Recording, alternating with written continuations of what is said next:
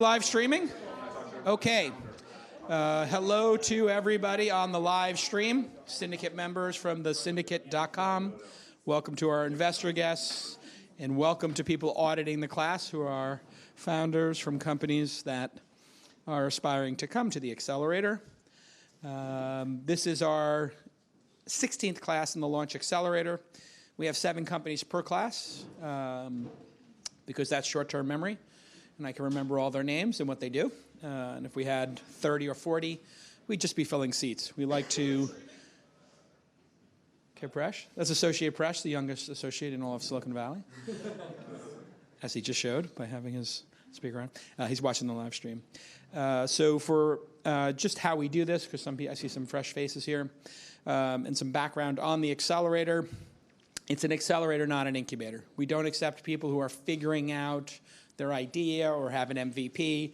We accept people into the program who have not done their Series A yet, but have a product in market. We call this our Goldilocks zone, the GLZ. And it's worked out pretty well for us because when investors come, they're not wondering, will this eventually become a business? All these companies are businesses. All we need to figure out as investors is how big are they? Do they fit our thesis? And do we want to work with this founder over the next 10 years to make a unicorn? We did 6 classes last year. We'll be on pace to do 3 a quarter. We'll have a permanent space thanks to our partnership with Neighborly. We're in a Neighborly right now. You can rent this space for, I think, 80 or 90 bucks an hour. They were in LA 14. Okay. Neighborly was in LA 14. Neighborly? Yes. 14, I think, yeah. And so we'll have our own space this year. And we did about 80 investments last year, just so you know how we work as a firm. We accept people into the Accelerator, and then we anticipate that we will either co-lead. That's about 5 out of 7 times, 4 out of 7 times. We will co-lead the investment coming out of here. So you can think of us like a seed fund or a syndicate plus an accelerator. And so what we hope is you see a company here and you want to co-lead the investment with us. And we both put in $500K, $750K, whatever it happens to be. So we're looking for co-leads on these companies. Sometimes we'll step back a little bit if somebody wants to have a higher ownership percentages. And sometimes people in the Accelerator will defer raising money and will invest later on. We also have the syndicate.com. We were on AngelList. We're now on the syndicate.com. And we do it ourselves. We have 3,900 members, of which typically 25 to 100 will show up for these streaming events and then tell us if they want to invest in companies. And so you can think of us like Y Combinator or Techstars plus Cowboy Ventures or Homebrew plus AngelList. And then we also have a podcast, so you can think of us like TechCrunch plus Y Combinator plus... No. Anyway, that's our funnel. But we like to play nice with other firms because we believe that to make these companies successful, we need to have a large amount of support for them. If you know anybody as investors or founders who wants to come to the Accelerator, just let Jackie know, or Sonny, or me. And if you do refer us to somebody and you're the first person to refer us to them and we accept them, we will give you 10% of our carry on that first investment. We'll just do a quick letter agreement that says we'll give you 10% of our carry. We've done it 12 times. Okay, the format is very simple. They have 3 minutes to present, and then we'll have maybe 4 or 5 or 6 of you ask questions. So on average, if we got 4 or 5 questions, that'd be great. And we'll have you ask the questions in a row. If your question's already been asked, just pass the microphone. And we'll start on one side and pass the microphone. When we get to 5, 6, 7 questions, that's plenty. And then they'll have only 2 minutes to respond, and they're going to respond to you as a group. They're not going to respond to you and get into a back and forth dialogue, because then one person asks a question, that time's up. So we make this very efficient. What you're going to see is the trailer of the startup. It's only 3 minutes, but you're seeing them in week 12, so these presentations are very crisp and should answer most of your questions, and you should understand the business and the founder and the market pretty explicitly. The benefit of coming in weeks 10, 11, 12, the founders are very crisp. The benefits of coming in weeks 1, 2, 3, 4, you get first shot at the companies, bonding with them and investing if their rounds are oversubscribed. So I think the sweet spot's probably weeks 4 through 7, something like that. And then at the end, I'm going to ask you for your number 3, your number 2, and your number 1 startup. And then we score the companies. And then the only thing we ask is if you really like these founders and companies, go ahead and book a follow-up meeting, because you're only seeing the trailer here. You're only seeing 3 minutes. You're not getting the full story. This is a way for us to let you see 7 companies in just an hour. And then afterwards we have burgers, and hopefully some of you or all of you will join us for a burger, and I can buy you a burger and a beer, and we'll get to meet the founders even better. Okay, first up is DaoCloud. We'll put 3 minutes on the clock. In 3, 2, 2.5. Sense of urgency, please. 2 3/4. Go. Hey there, my name is Max Coleman. I'm the co-founder of DaoCloud, and we are making wellness primary care. DaoCloud is the largest and fastest growing network of vetted wellness practitioners. Last year, 83 million people spent more than $47 billion with practitioners. This industry really needs the credibility and legitimacy that it deserves. Meet Edith. She's an acupuncturist in San Francisco. She quickly discovered that conventional marketing is a complete waste of money because her business is all about relationships. Like most practitioners, she relies entirely on word of mouth, and she has a lot of room for growth. So she joins DaoCloud and creates a profile. Her credentials are vetted. She earns reviews and endorsements and attracts new quality clients. She also happens to be part of the 20% of practitioners on DaoCloud who publishes content for free. DaoCloud is SaaS for practitioners. We started out selling long-term subscriptions while finding product market fit. We're currently selling one-year subscriptions for $340, and we just hit 80K MRR. The reason why practitioners are willing to pay us when so many other solutions have failed them in the past is because we're not building just a generic marketplace. We're fundamentally bridging the gap between practitioners and consumers who need their help. So when you go on DaoCloud, it's simple to check out practitioners near you, check out their profile, read their reviews, learn more about them. You can even schedule a free 15-minute consultation with most of them, so you can contact them and get a feel for who they are before committing to an appointment. But the big problem is that most people don't know what therapies or what types of practitioners to seek out. So we walk you through a quick quiz, and based on your answers, we recommend practitioners. If you don't convert right away, we capture your email so we can nurture you over time with content. We're actually about to give practitioners the ability to reach out proactively to those who match with them. And then you can also go on and you can consume content. So there's all this content written by practitioners. You can ask questions and get answers by practitioners. So user-generated content is a big part of what fuels organic growth and engagement and really creates the moat and solidifies DaoCloud as the one-stop shop for wellness. I started DaoCloud after my own experience reversing chronic back pain that started in my teens. And my head of sales and I were top 1% salespeople at Cutco. Our team is extremely passionate about bringing wellness to the mainstream. We've done the heavy lifting. So we now have 7,000 practitioners across the country. So we're actually in 250 markets.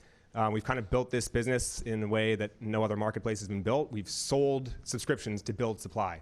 Now that we found product market fit, we're ready to scale. So we're raising a $2.5 million seed round. We're going to 3x supply, so we're going to go to 21,000 practitioners, and we're going to deliver 7 clients per year per practitioner. We're also going to integrate booking and payments, as well as a CRM, so their relationship with their clients gets locked in on DaoCloud.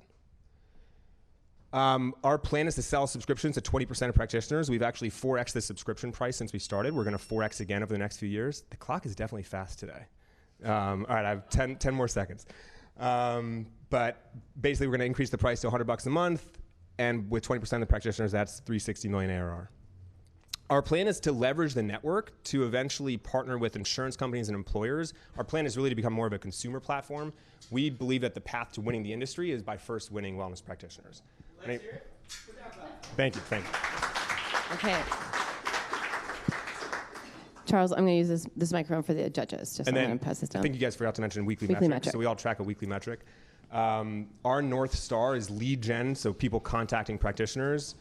Quick thing about December, we actually rebuilt the front end and released it too soon, and things got screwed up for a couple weeks, but we just broke 1,000 leads in January.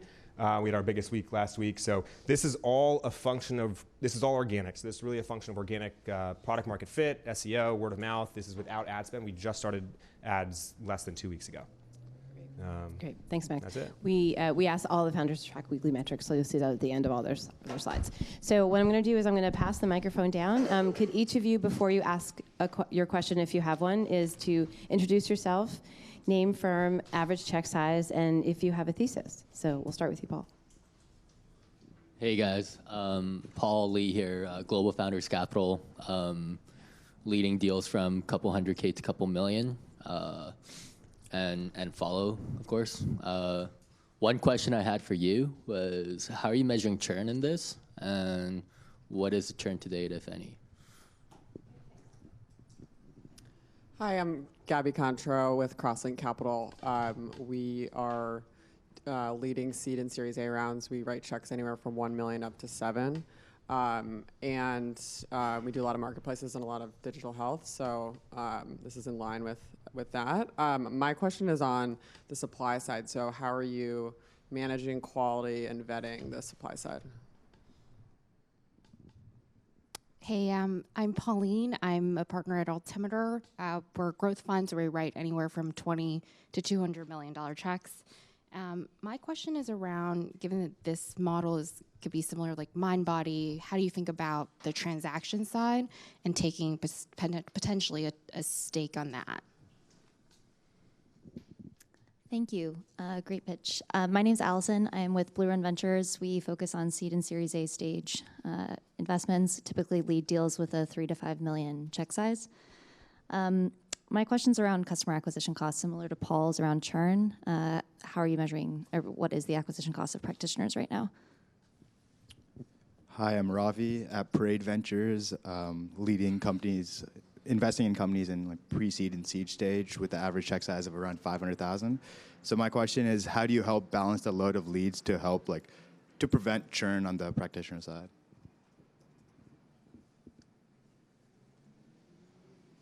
Hi, I'm Nguyen from Spero Ventures. I believe you spoke to one of my colleagues last week, but with the rest of you, I'm a founding partner of Spero Ventures. We're a $100 million venture fund that invests at the late seed, early Series A, sweet spot check size of 2 to 3 million. And our Goldilocks zone is a founder raising 48 million, where we can go and lead that round. And in terms of our thesis, we invest in the things that make life worth living across well-being, work and purpose, and human connection. So you're definitely in our thesis areas. So I was looking at your leads. So you delivered 3,000 leads to about 7,000 practitioners. So my guess, and I think it follows the churn question, is your practitioners are not going to be very happy if they're only going to get like half a lead a month. And what are you going to do to generate demand-side acquisition? Do you want to stop with the questions now, or keep going? You can ask a question if it hasn't been answered, and you can introduce yourself, yeah? Perfect. Hey, my name is Elaine Zelby. I'm with SignalFire. We are a generalist fund that is currently a $500 million fund where we lead seed rounds, writing a check between 1 and 5 million. We also invest at Series B, writing anywhere up to a $25 million check. We are a hybrid AI data science company merged with a venture fund. So while we don't have any kind of real thesis and we are generalists, we tend to like things that have some kind of AI bent. Healthcare happens to be one area where we have 6 current investments, so it's definitely an area of interest. My question is around the both the payers and the healthcare networks. So a lot of times through your insurance provider, they have a marketplace of services that are in network. And a lot of times they're really pushing you to go and use that as a discovery mechanism for providers, as well as networks like Kaiser. So curious how you think about competing with those players. Hey, I'm Caroline with Vitalize VC. We're a seed stage fund focused on across all industries. Our average check size is about 400K. A similar question, I had a question kind of around competition. Who are the other players in the space? And if there aren't any doing this, what are folks using today instead of this? Hi, my name is Wenz. I'm with Bullpen Capital. We're known for being a post-seed fund. We do $3 to $6 million step-up rounds, typically followed by a 15 to 20 million large Series A. We write $3 million checks, and we're known as a little bit of a contrarian fund. So we really love underfunded categories, underfunded geographies, and underfunded non-Silicon Valley profile teams. So my question is, notoriously lead gen plays tend to have a lot of fraudulent activity, and the supply side usually ends up spending a lot of time trying to figure out how to get them through the funnel. Often, it could be a waste of time for some of the practitioners, for example, in your marketplace. What systems do you have in place to handle lead quality control, and what product features are you thinking of building in there? Thanks. You're loaded up with questions, so I'll skip. But I am Sonny Mayugba, founder, advisor, investor, and managing director for Launch. And we have two questions from the a lot of questions from YouTube and the syndicate's stream, but I'll just make it quick. Lakubi asks value beyond matching and about defensibility. And Matthew asked, how does it differ from mind body? You have 2 minutes on the clock to answer all of those questions in depth. Go. Cool, thank you guys. So first, measuring churn. So one of the ways we built this, we kind of hacked away churn. So we sold 3-year subscriptions. Our first people come up for renewal in January of 2021. So we basically have 11 months to make sure that we're delivering the value that we promised them. The vetting. So we vet licenses, which is easy to do. One thing that we're actually about to start doing is actually vetting the credentials. There's a lot of practitioners without licenses, but they might have like a 2-year or 3-year education at an accredited school. We're partnering with these schools. This is part of how we're building supply, and then the reviews and the paywall. So all these things help with quality. Transactions, yeah. So this is one of the reasons why so many people have failed. They try to take a slice of the transaction. Practitioners simply won't do that. I Venmo my massage therapist. They have intimate relationships with their clients. They will not onboard their clients onto something that takes a slice of the transaction. That's why SaaS is the way to go. CAC for practitioners, there's 2 ways to think about this. There's the acquisition cost, and then there's the cost to deliver the value. So there's the marketing spend. This is going to answer some of these questions around leads. So part of the reason that we haven't invested in marketing is it took us a while to find product market fit. Now we're starting to invest in marketing. So today it costs $52 to deliver a client. We think we can get that down to under $20 with increased supply and a better product. On the acquisition side, it's about $190. That's all commission to sales reps. And we think we can get that down to $100 by automating some of that sales process. Lead distribution. So this is a great thing about our lead gen model, and I think a lot of lead gen businesses suffer with this. But with the quiz, it allows us to distribute leads better because we have control over who's getting recommended. Competition, yeah. So there's a handful of people trying to do. There's a graveyard of dozens of startups that have tried to do this. We're objectively 20 times further along than anybody else trying to do this. The fraud on lead gen, I think that applies to like other models where they're taking a take rate or they're doing a cost per lead. Value beyond matching. So yeah, this is going to evolve to be a full stack practice management. So practitioners, this will basically be the de facto platform for wellness practitioners. So they'll be locked in, both running their practice and working with their clients. Cool. Well done. Thank you guys. For DaoCloud. Next up is Doriane from Gravitr. We'll put 3 minutes on the clock. In 3, 2, go. My name is Doriane. I'm the CEO of Gravitr, and we're building the Amazon of marketing services. So right now, as a customer, if you want to outsource your marketing, you have to deal with a lot of different actors and tools, and the market is pretty fragmented. And it kind of feels like what it felt to order online before Amazon existed. And that's the problem we're solving at Gravitr. We're building a platform that basically streamlines the process of buying, selling, and managing marketing services, and so that everybody wins. And we're doing it in 3 phases because it's a big project. The first one is that's what I'm going to show you today. We built a semi-automated campaign manager so that customers who want to launch marketing campaigns can do so and have them implemented with a group of vetted freelancers. In phase 2, we add marketing agencies to the mix and enable those agencies to actually manage those campaigns on behalf of customers. And in phase 3, we add marketing tool integration so that all those actors can work on one platform. And so here, let me show you phase 1. This is Charlie. She's launching a new drone company, and she needs marketing for her launch. So she actually created a campaign on the Gravitr platform, and she was instantly matched with a semi-automated campaign manager who's also an agency. And that campaign manager can help her build the perfect campaign for her launch. In this case, she's actually adding her own product to her cart. And when she's done, she actually leaves the implementation of the campaign to Gravitr. We'll distribute the work to vetted freelancers with the right skills, and we'll let her know every time she needs to review something. We'll also give her with very clear workflows, briefs, and feedback forms so she can actually communicate her vision and what she wants to do to the freelancers to really get marketing agency quality deliverables. And so in the end, Shelly receives a full stack marketing campaign that actually gets her result, but at 25% of the price she would have paid through an agency. And that's thanks to the automated campaign manager I talked about. We are automating the operational work of managing marketing campaigns, and doing so, we're actually enabling small agencies to perform like big marketing groups by giving them access to a pool of vetted freelancers to implement the work. But we're also working for freelancer. We actually, through the freelancer platform that we're building, addressing all the pain points that freelancers usually have with freelancer platforms, so that they actually want to grow and stay on Gravitr. In terms of our business model, we're taking 25% on average as a take rate on each campaign, and we'll soon implement product subscriptions similar to Amazon product subscriptions. And so all of this really took us quite some time to build. My co-founder and I, we have over 20 years of experience building video and marketing for companies of all sizes, and we brought that experience to Gravitr, and it's working. We're generating $30K of revenue right now per month, and that's with zero marketing. And in fact, 66% of our revenue, of our monthly revenue, is from repeat customers. So customers are coming back and buying even more. And we have almost 200 people on our wait list. At this rate, we'll get to $1 million revenue, net revenue by June 2021, and by opening to even more marketing agency, we'll get to $30 million by December 2022. My name is Doriane, CEO of Gravitr, and we're building the Amazon of marketing services. Okay, well done. Tell us about your weekly metric, what you're tracking. We're tracking weekly revenue, so that's gross sales value. That's what the customers are actually buying on the Gravitr platform right now. And as I was saying, the majority is actually customers who are coming back, and we have a closed platform. So. Yeah, just make a copy of this deck, and when we have new people in the Accelerator, just show them this chart because it's so beautiful.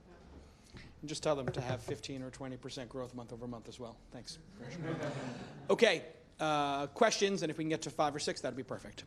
All right, well, hey, nice job. Can you give us I'll call it a pie chart percentage of, marketing services? There's, 1,000 different things you can spend money on.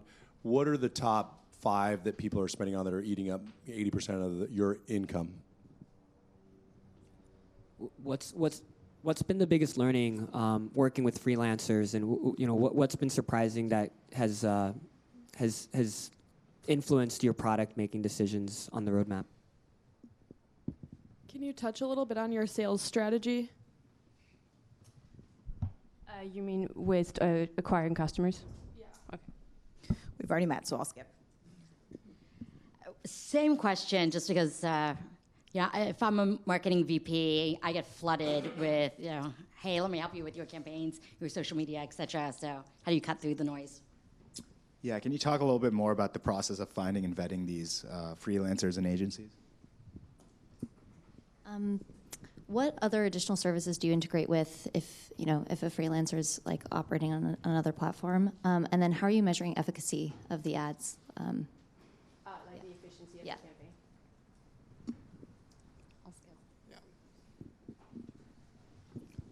What product feature is probably the most exciting for your customers?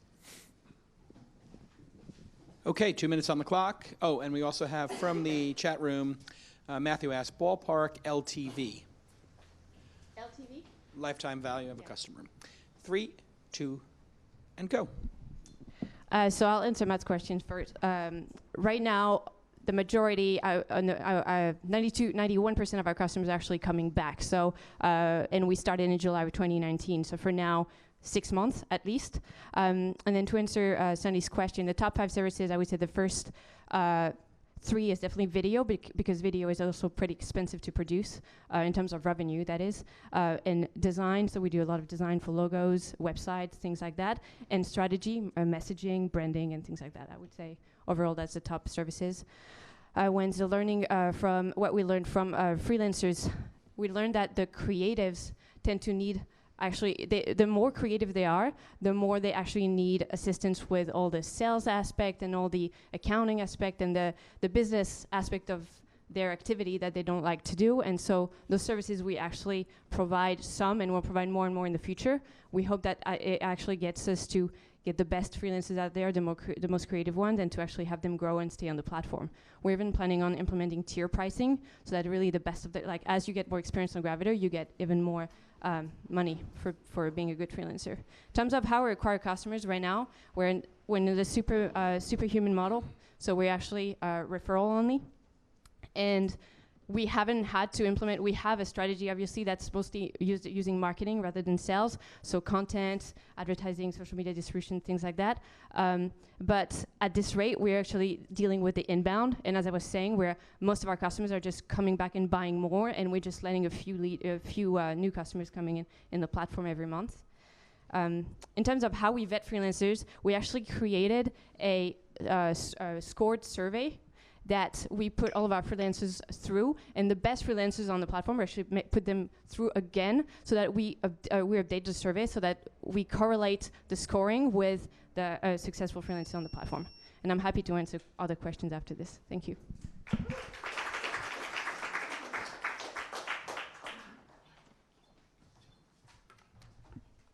Okay, next up is another one of our finds from Sydney.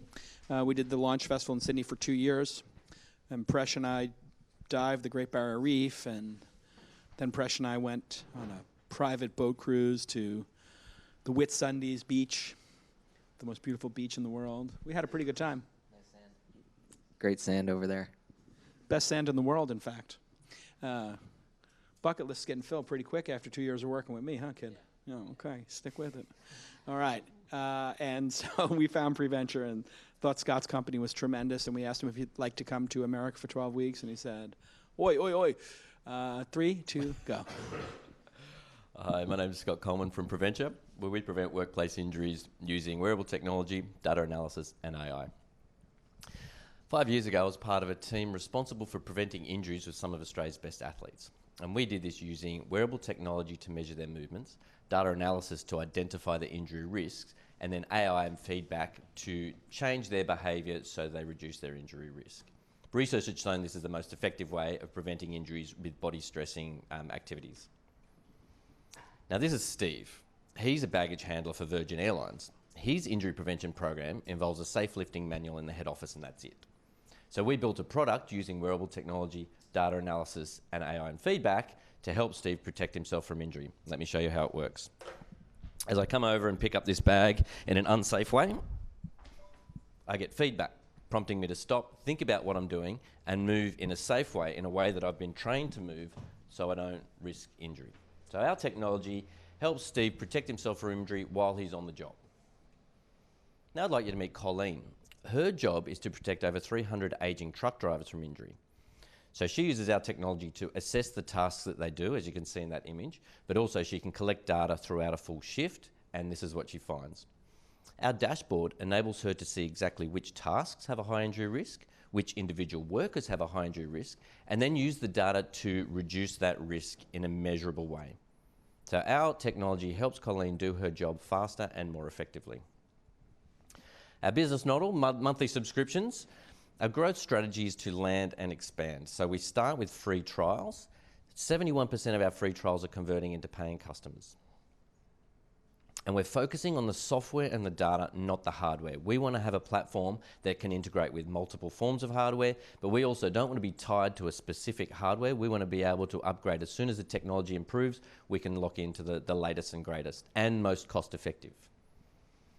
Traction, we're doing quite well. November, we won a big government contract back in Australia. We've got Denver City Firefighters in December, and we're on track for hitting that target in January. Target market in the US is 780,000 companies.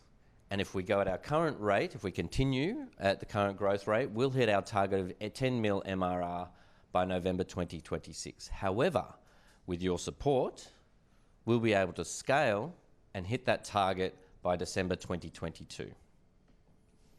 My name's Scott Coleman from Preventure, where we prevent workplace injuries using wearable technology, data analysis, and AI. And our weekly metric.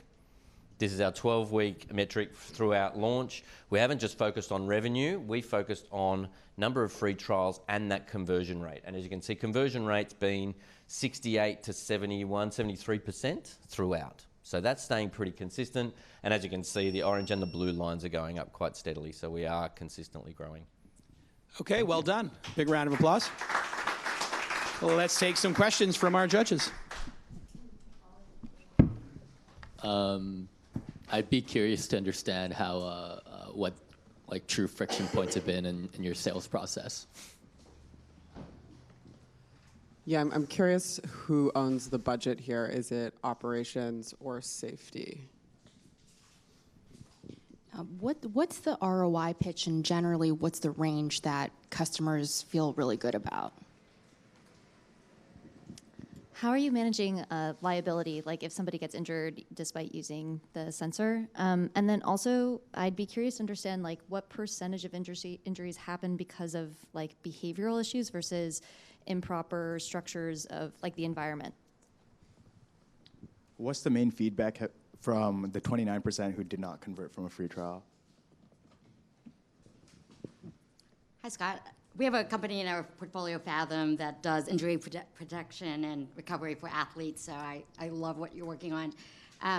For the 30% that don't convert, I'd be curious as to why they're not converting and what feedback you're getting from them.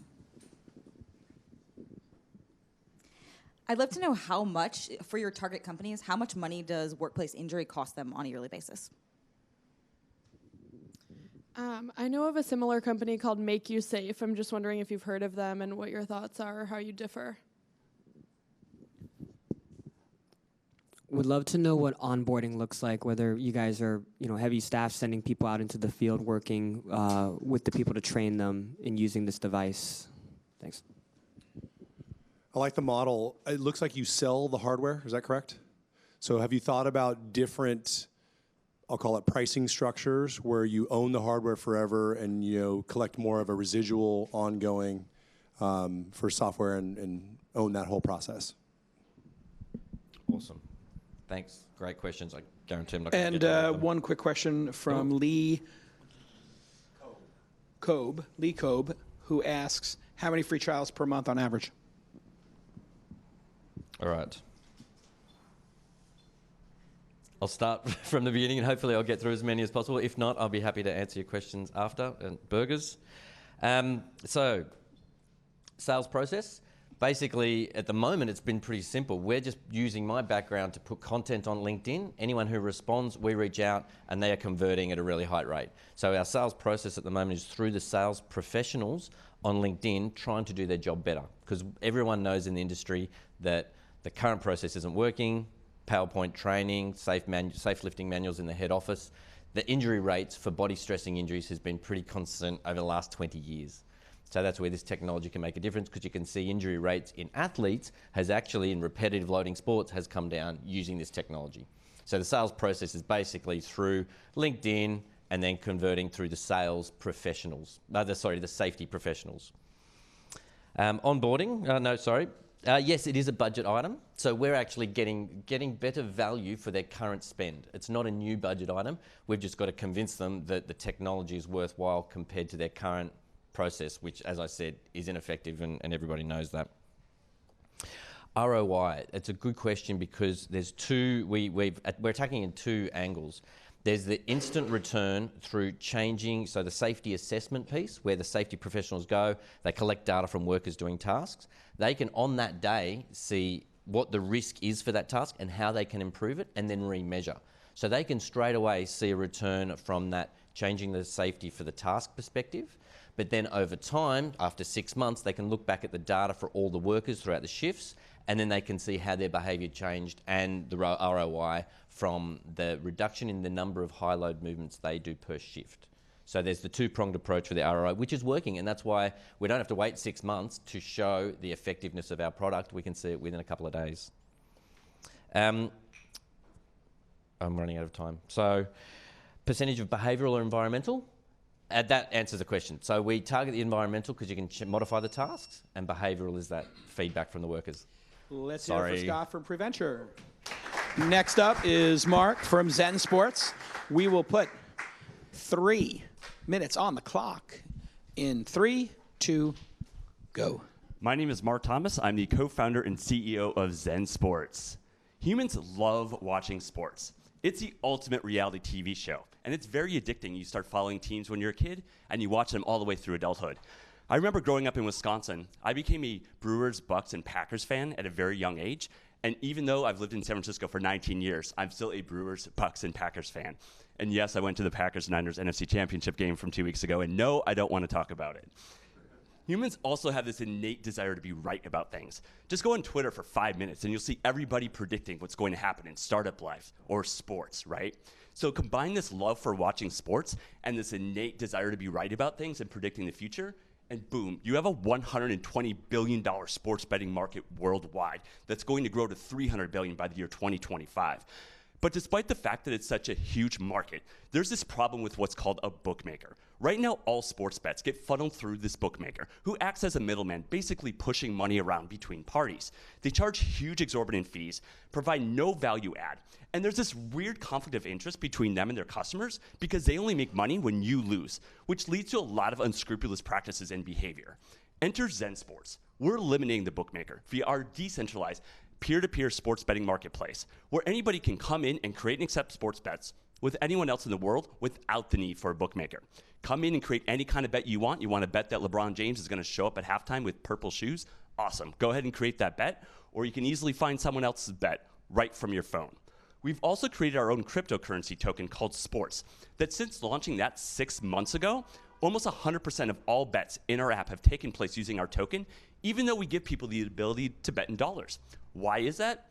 3 reasons. 1, cryptocurrencies allow people to deposit funds much more easily than traditional fiat because a lot of financial institutions still decline transactions to betting and gambling products. Secondly, we built this really cool loyalty and rewards program around our token that keeps people sticky and coming back and using our token and platform. Third, it doesn't feel like real money, even though it is real money. So think when you sit down at a blackjack table and start betting, you're not throwing down $100 bills. You're betting with chips. And so people are more loose with their money, and they thus bet more, which is why you've seen our revenue start to grow like a weed. We doubled our revenue from November to December and have grown in the last 6 months from just a couple $100 a month in revenue to over $40,000 a month in revenue. We also achieved a ton of regulatory requirements where we are licensed in almost 100 countries worldwide. We're approved by Apple to be in the App Store, and we also are approved to accept fiat and credit card transactions, which is actually no easy feat for a gambling product. We have an awesome team, which has prior startup, fundraising, and exit experience. My last startup was acquired by Realtor.com in 2015, and I'd love to talk with you about how we are disrupting the $120 billion sports betting marketplace and getting rid of bookmakers. Thank you.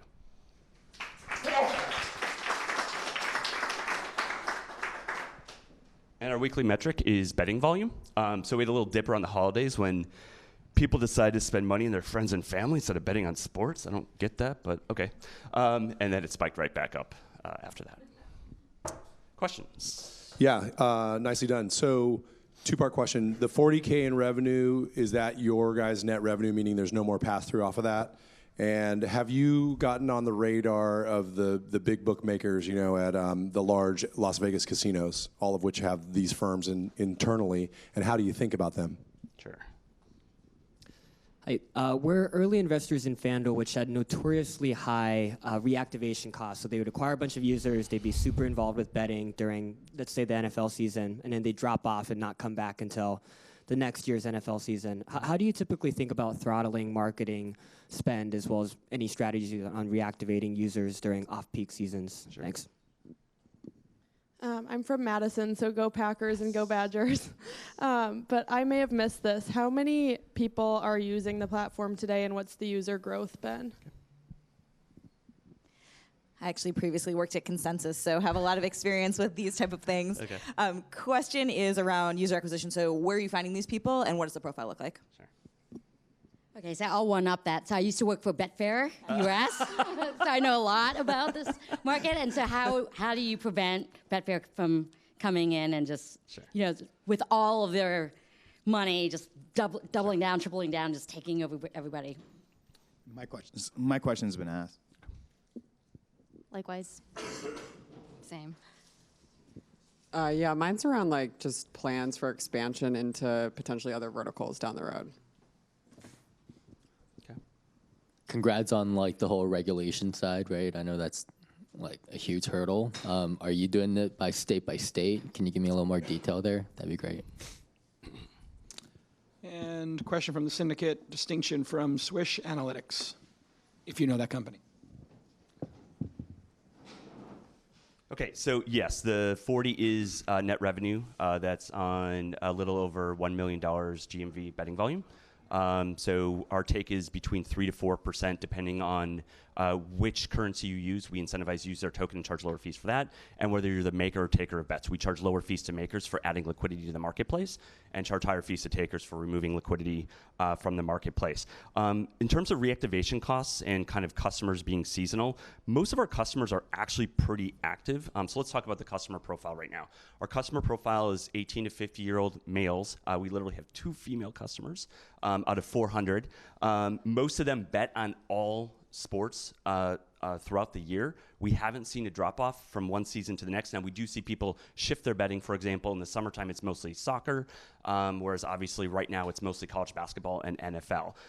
So maybe it's just because we haven't been around long enough, but so far everyone has kind of continued on throughout the seasons and betting on everything.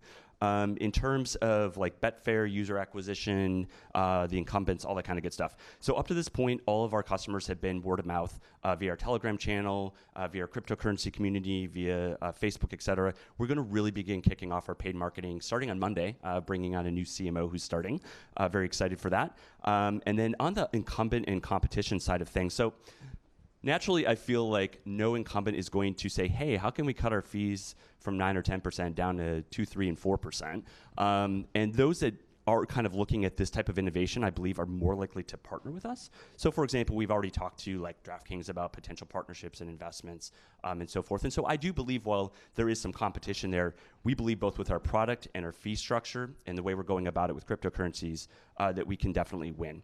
And then on the legal side of things, as I mentioned, we're licensed in over 100 countries. We're going to be in 2 states by the end of the year. And we're just continuing to grow on the legal side and do all the things that we need to do. It's a pain in the ass, by the way. So.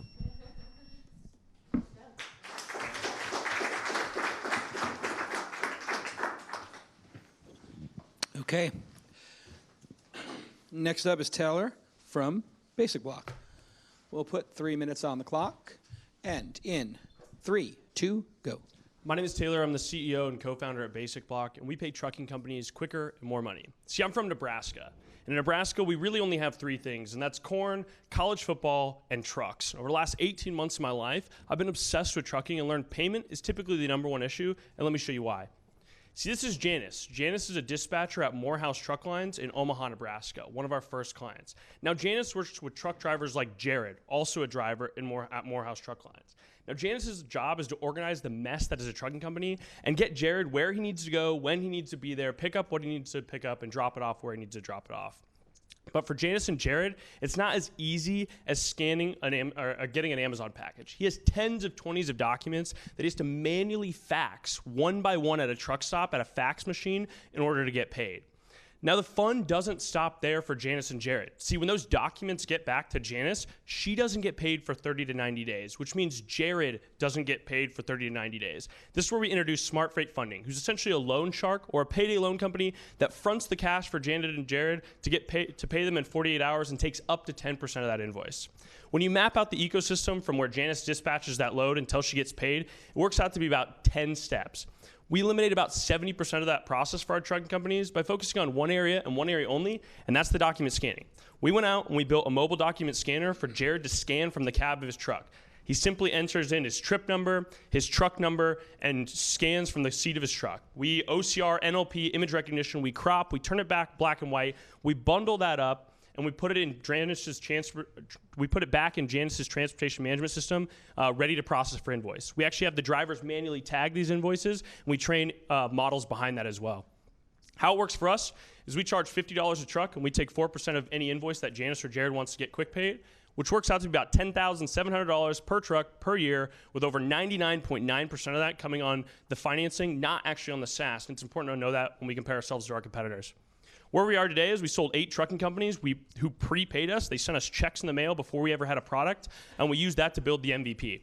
Those 8 trucking companies make up 1,300 drivers that we're onboarding actively now, and those 1,300 drivers actually bill just shy of $29 million a month, and we're actually experimenting how we factor and invoice finance that today.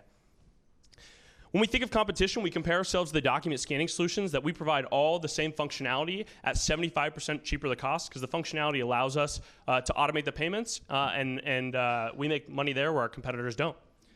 Our team has started, scaled, and exited multiple startups. We've known each other for over 5+ years.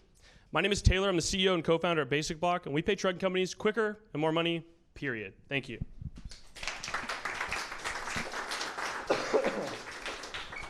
For our weekly metric, we're tracking invoice volume. So as we're doing this big push to get these 1,300 drivers on, we're actually tracking how much they're factoring. So last week, we had just over $500,000 that went out to factoring companies that we could have funded and made money on. So that's that. Okay, next up is Caitlin from Lately. Oh, sorry, I'm a little under the weather. And now, not that he needs to, but Taylor will take questions from our esteemed judges.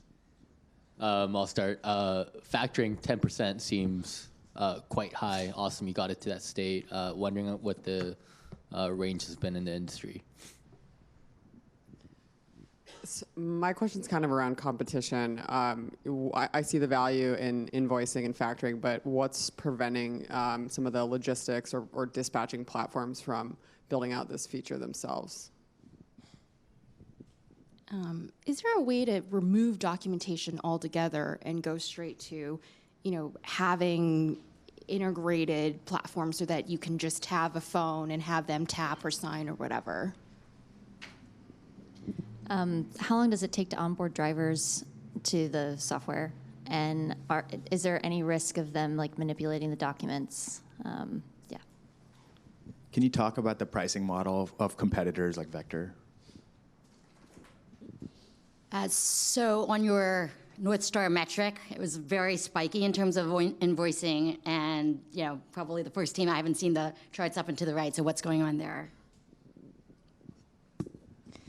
It's a very high inertia industry, so curious. It's awesome that you've pre-sold a lot of these contracts. What has the usage and uptake rate been like for the truck drivers and the dispatch? What's your revenue? So there's kind of a two-step distribution process. You have to sell the trucking company, and then you have to get into the hands of the truck drivers. What's been the biggest challenge on proliferation after making the sale? My question combines with Elaine's and Wenz's. What is the anecdotal feedback from your users, which is the truckers? They're using the product. What are they saying about it? And two questions from the chat room. Risks from autonomous trucking, if any, and CAC for new trucking companies. So we'll start with usage, and that once they stay on, they don't leave. The usage for us has been, there's zero churn absolutely at all.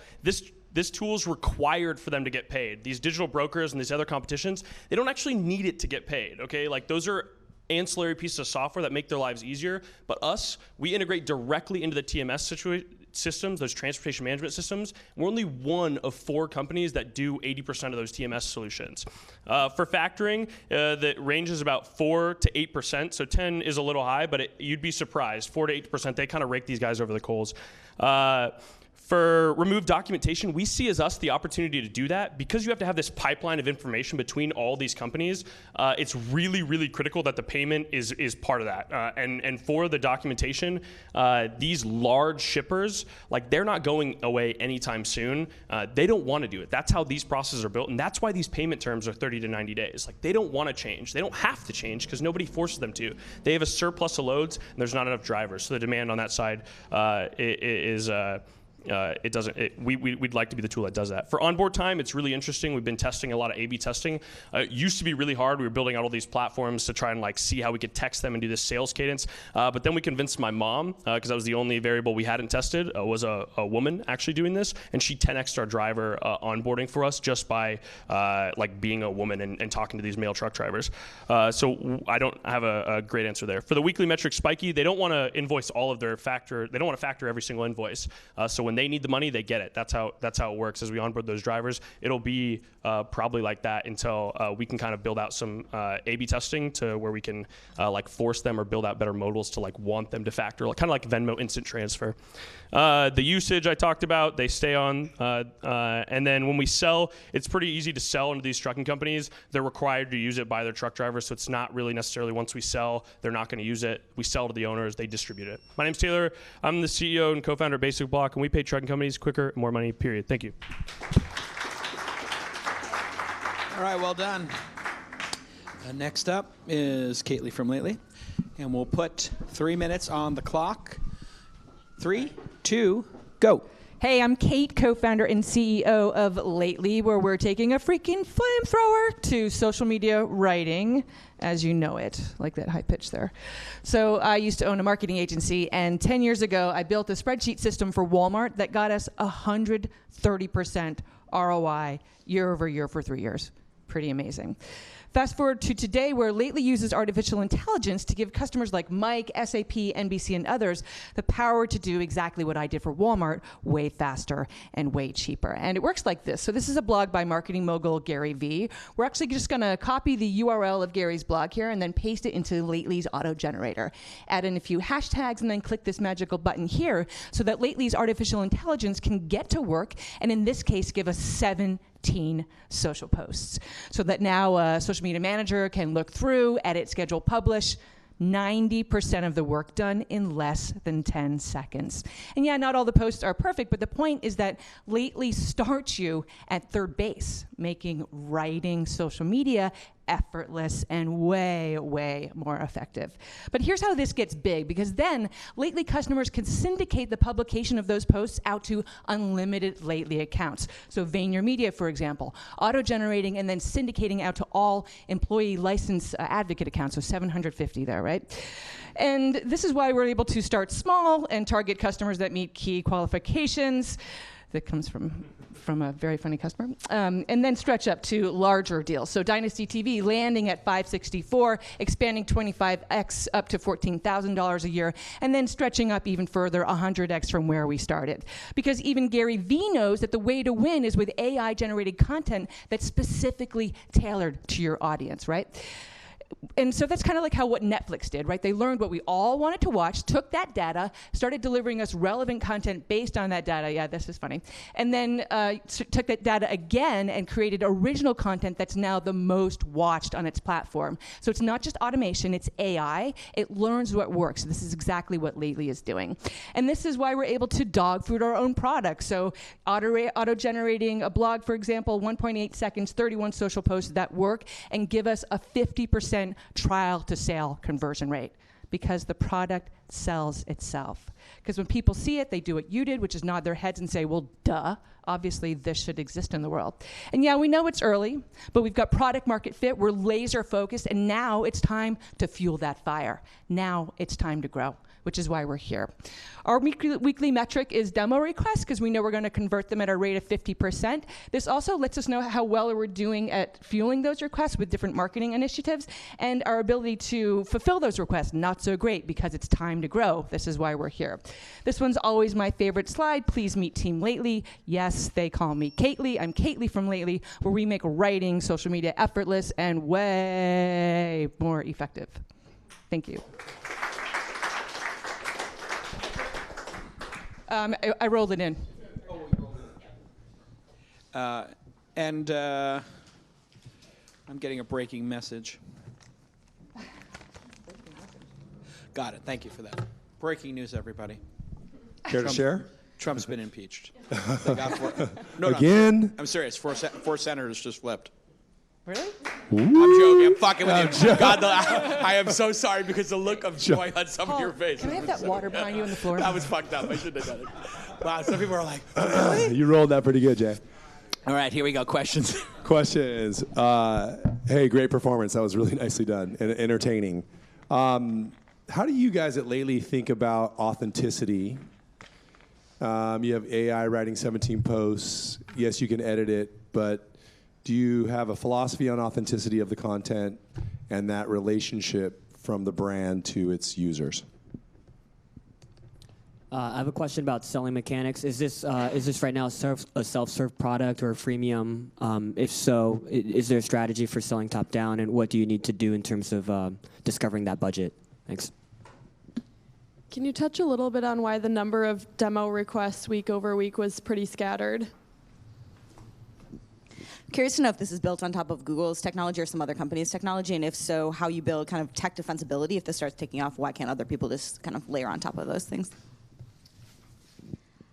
Well, I want to know why you think you have product market fit, number one. But number two, is Jason and the launch team actually using this product themselves?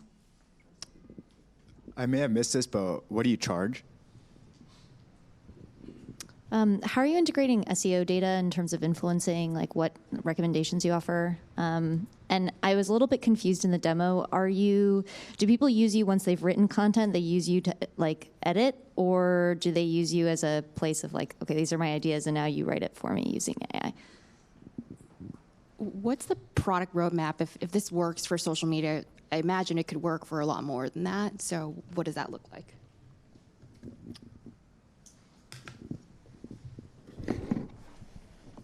And? Is there anything proprietary with your AI? From Matthew. 3, 2, go. Yeah, sure. So love the questions. Thank you so much. I'm going to start with the roadmap. So right now, there is proprietary AI. We've built quite a brain over the last 4 years. Right now, Lately extracts short-form content from blogs, videos, podcasts as well. And we're able to turn those into social media posts. Down the road, we'll be able to turn that into additional short-form content as well. Right now, we focus on keyword emphasis to help make people better writers, but we're also able to do multilingual auto-generation as well. So give me Spanish, I'll give you Spanish back. Also tones of voice, so I can create content from scratch in a brand voice. It's incredible technology. This is creative content writing, right? Really wide open space here.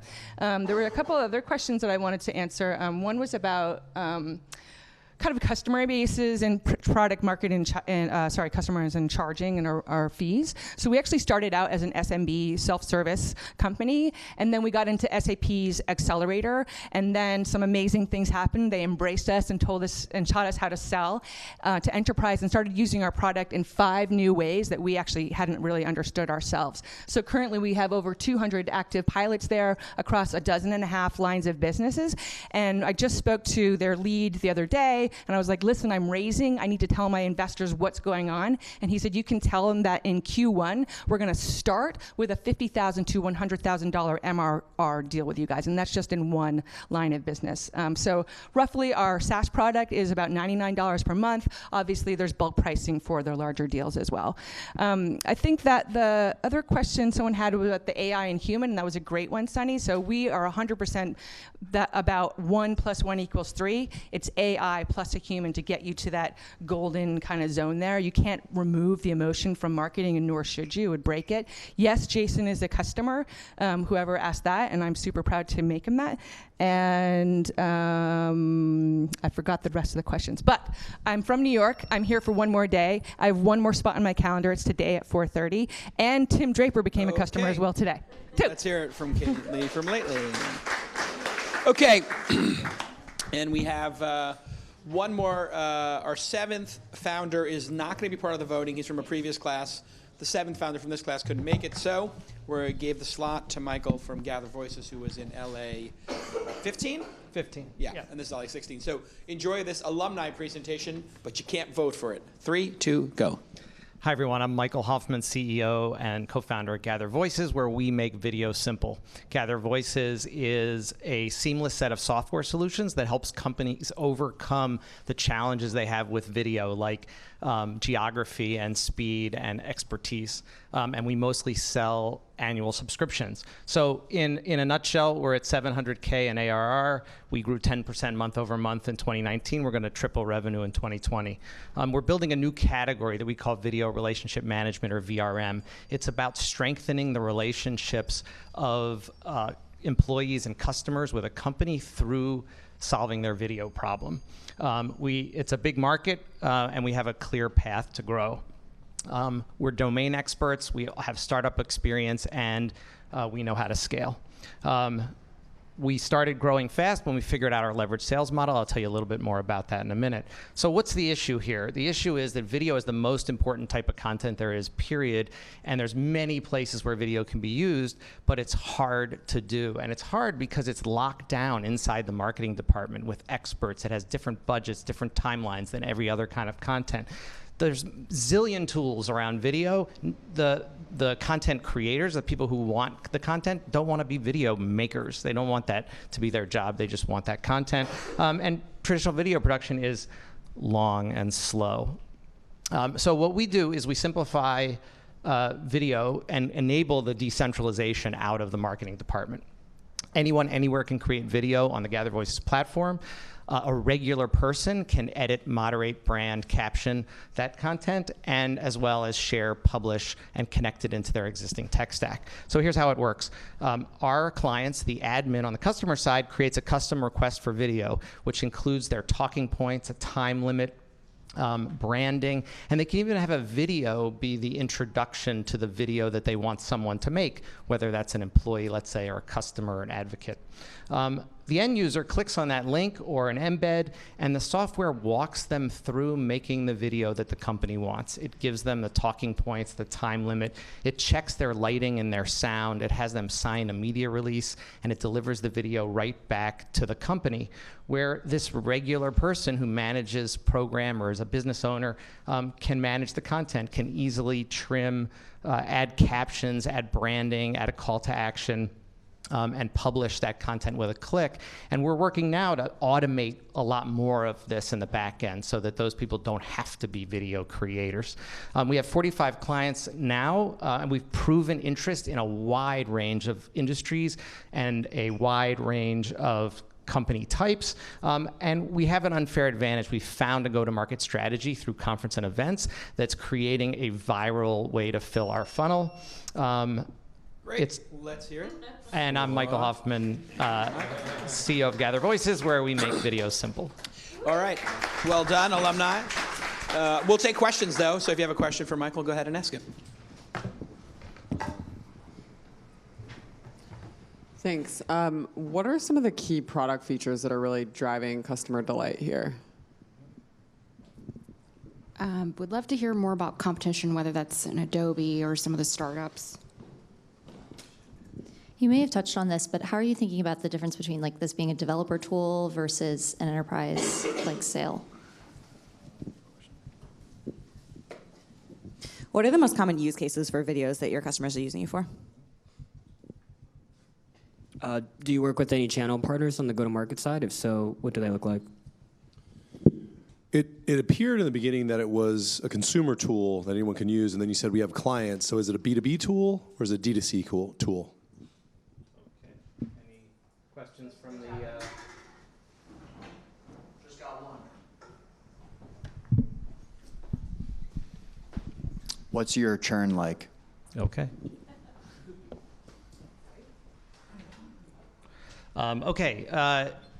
It's a B2B tool, so I should have made that more clear up front. In terms of common use cases, we found real traction around the conference and events industry starting, let's say, a year before the event. You want to speak at this event, you need to make a 1-minute video. It's built right into the workflow. You're an early bird registrant for the event. Tell us why you're excited to come. Then that organization has a wide range of videos to use for marketing to the next tranche of users, and on, all the way through the event and after. That's our land and expand strategy. The corporate events world and the events industry is massive, and we're penetrating through that. Competition, there's a zillion widgets for video. There's widgets to do editing, there's widgets to do whatever. Our clients don't want any of that. Where we're going with this product is really around the workflow. We want our clients to know that here's their campaign. It's around, let's say, their conference. Here's all the projects they need to do around that with video. We're gonna walk them through doing that and automate as much of it on the back end as we can. Product features, it's really the ability to have anyone, anywhere create video and then not have to call the cavalry to actually process that quickly. So that's really the thing that's driving it. You also saw a picture of our Gather Voices video kiosk. It's off-the-shelf hardware that makes people really focus on the software and the software use. We bundle that with an annual subscription. Channel partners, we're talking to a bunch of companies that sell CRM systems, other types of systems that are kind of boring, and integrating video into those systems and helping them actually in their sales process. Let's see. Dev tool, I think there's a real opportunity to be like the Twilio of this and integrate those things. But that's really, right now, we're totally focused on the enterprise opportunity, and that's what we're doing. We have a lot of room on pricing to grow. All right. Well done, Michael and Gather Voices. Now comes everybody's favorite moment. I'm going to ask you for your number 3 and your number 2. And for efficiency's sake, I'm going to go right to your number one. So I'm going to do it a little differently this week. I want your 3, 2, 1. So take a moment to think that through. And then for everybody in the chat room, I would like your number one and your number one only. Syndicate member here as well. Oh, syndicate member? Where? Jim. Oh, hey, Jim. How are you doing? How many syndicate deals so far? Have you done any? Yeah. How many? 9? Okay, so you get to do a 3, 2, 1 as well. We should always consider the syndicate members on par with the other investors. So we should have had you in the front asking questions. Sorry about that. Next time. Okay, no problem. Oh, wait, did you see all of them or no? You saw all 6 companies? Okay, great. So we'll get your 3, 2, and 1. And if you feel like you're ready, go ahead and lift your head and look at me and say, thanks for that Trump joke. No. We're going to pass the microphone. But if you look at me, I know that you're kind of ready. I see some people are still delaying. You ready to go? Almost. I want to just make sure everybody's looking good here. Don't want to influence anybody. And I don't want to see anybody changing their votes based on peer pressure. Okay?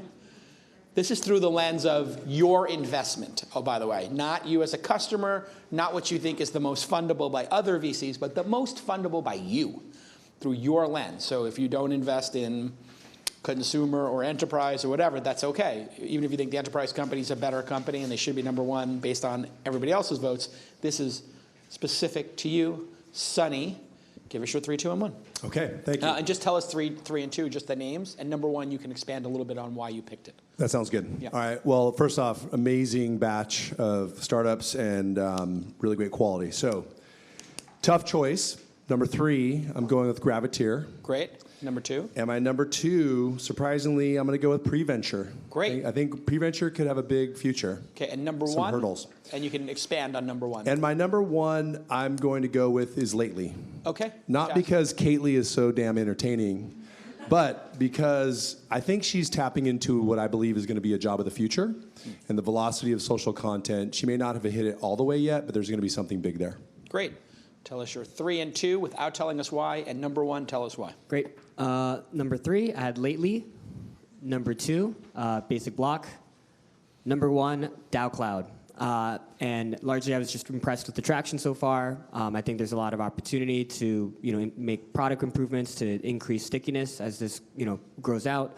And I was really impressed with how they were able to sell subscriptions to, wellness practitioners. It's not an easy task to do in the early days. Great. Next. All right. Number 3, DaoCloud. Number 2, Basicblock. And number 1, Lately. I was just really impressed with the founder and her vision for the company, which is one of the biggest things I look for in early stage companies. Fantastic. My number 3 is Basicblock. Number 2 is Gravitr, and number 1 is also Lately. I've looked at a ton of social media management companies, and I loved the simplicity and the interesting wedge you have at building out a pretty robust business for a lot of marketing products in there. Very cool. Okay, next.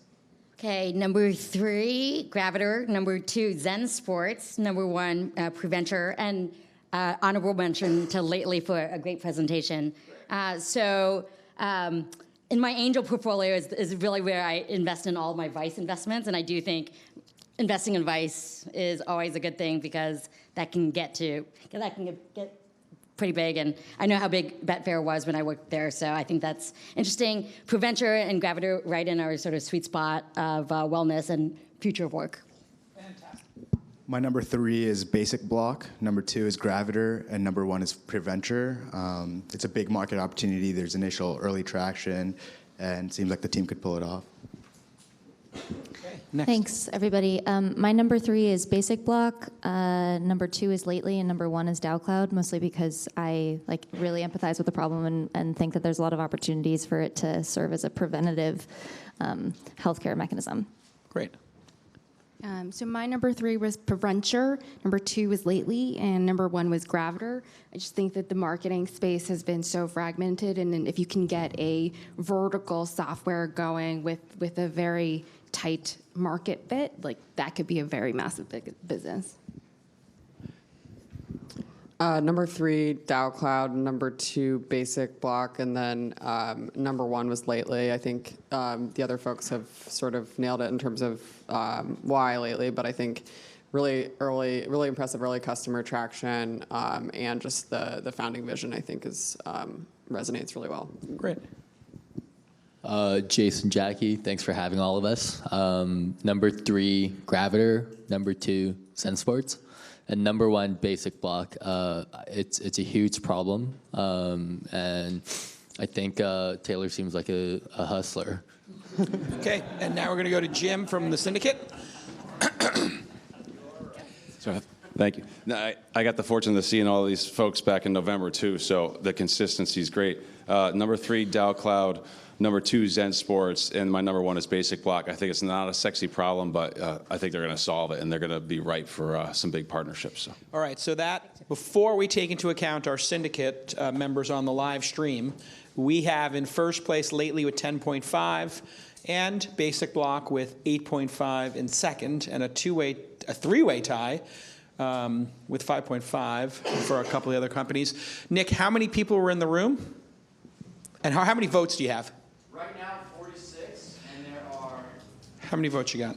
7 votes. 7 votes. So let's make each vote worth 1 point. So go ahead and tell us the vote getters. There was a 5-way tie for second place. Okay.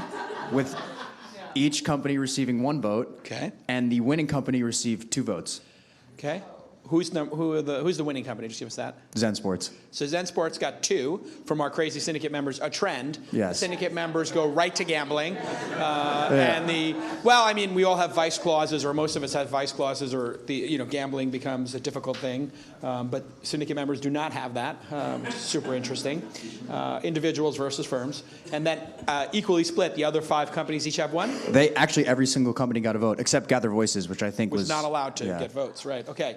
So then that does not change the voting. Congratulations to Lately. Now you can whoop. And overall for the whole class, we have the statistics. Basicblock for the season came in number 1 with 72. DaoCloud in second with 55, and Lately in third with 51.5. So pretty tight bunching. So congratulations, everybody.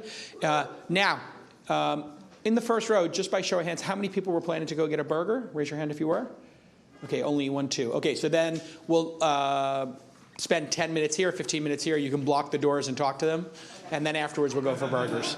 All right, big round of applause for our judges. Well done. And we'll see you for LA 17.